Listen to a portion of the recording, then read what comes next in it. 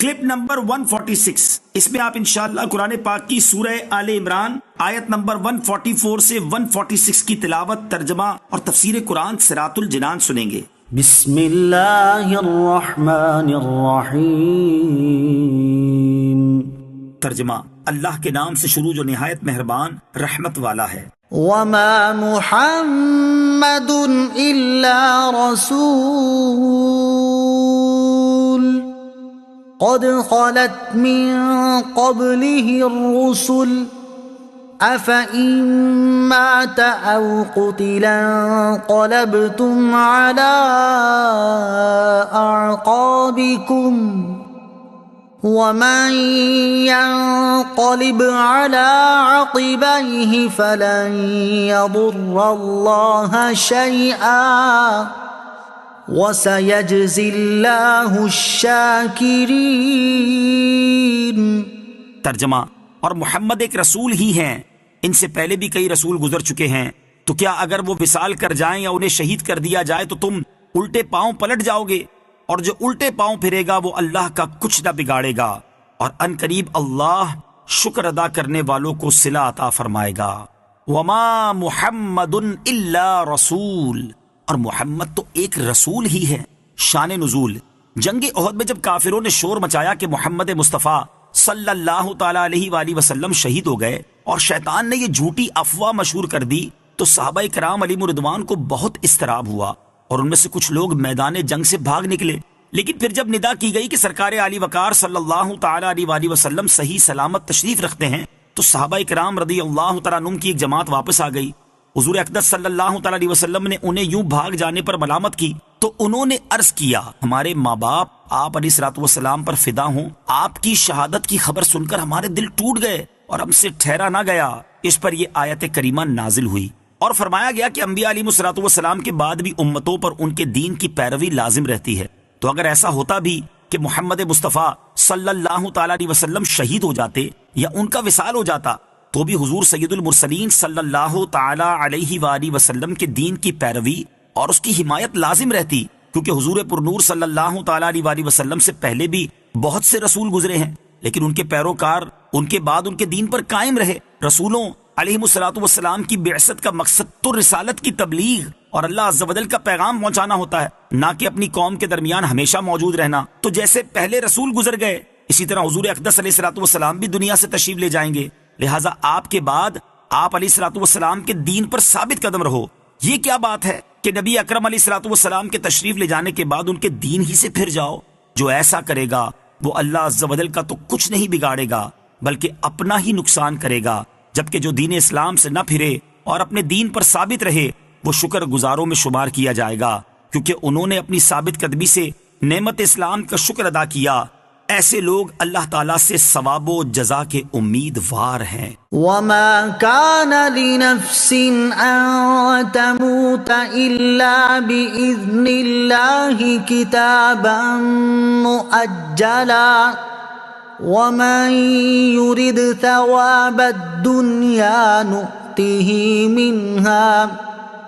ومن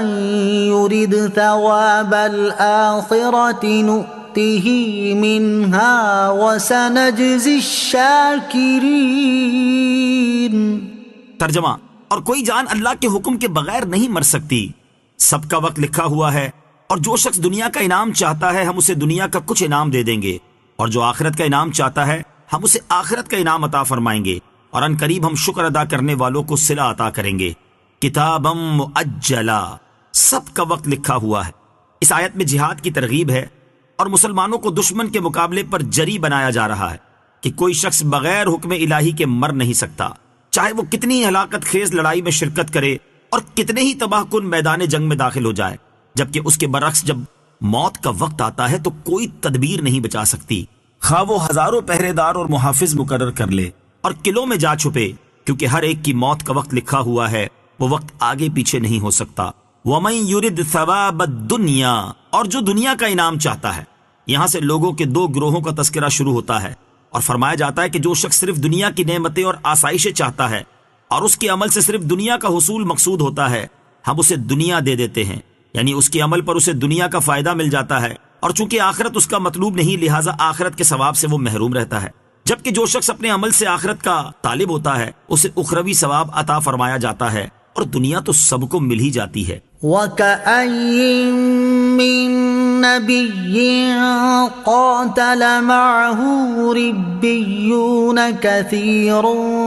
فَمَا وَهَنُوا لِمَا أَصَابَهُمْ فِي سَبِيلِ اللَّهِ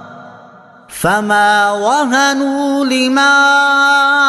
أصابهم في سبيل الله وما ضعفوا وما استكانوا والله يحب الصابرين۔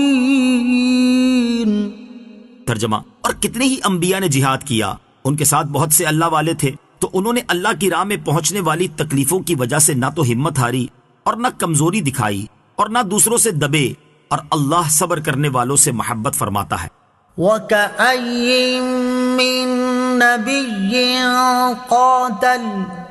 اور کتنے ہی انبیاء نے جہاد کیا۔ مسلمانوں کا حوصلہ بڑھایا جا رہا ہے اور انہیں بتایا جا رہا ہے کہ تم سے پہلے بہت سے انبیاء کرام علیہ الصلوۃ والسلام نے جہاد کیا، ان کے ساتھ ان کے صحابہ بھی ہوا کرتے تھے، انہوں نے جہاد کی تکالیف کے باوجود ہمت نہ ہاری اور کمزوری نہ دکھائی اور کافروں کے سامنے پسپائی کا مظاہرہ نہ کیا، بلکہ راہ خدا عز و جل میں ڈٹے رہے اور مردانہ وار تمام تکالیف و مصائب کو برداشت کرتے رہے اور صبر و استقامت کے پیکر بنے رہے۔ تو اے مسلمانوں، تم تو وہ ہو کہ تمہارے نبی ان تمام نبیوں کے سردار ہیں اور تم ان تمام امتوں سے افضل ہو، تو چاہیے کہ تمہاری بہادری اور استقامت ان سے زیادہ ہو، تمہاری ہمت اور حوصلہ ان سے بڑھ کر ہو، تم میں صبر کا مادہ ان سے زیادہ ہو، لہٰذا تم بھی اپنے اندر وہی اوصاف پیدا کرو۔ اس آیت کے شروع میں بیان ہوا کہ بہت سے انبیاء علیہم الصلوۃ والسلام نے جہاد کیا اور ان کے ساتھ ربانی لوگ تھے۔ دونوں چیزوں کے بارے میں تفصیل یہ ہے کہ جہاد حضرت ابراہیم علیہ الصلوۃ والسلام سے شروع ہوا۔ سب سے پہلے آپ علیہ الصلوۃ والسلام نے جہاد فرمایا۔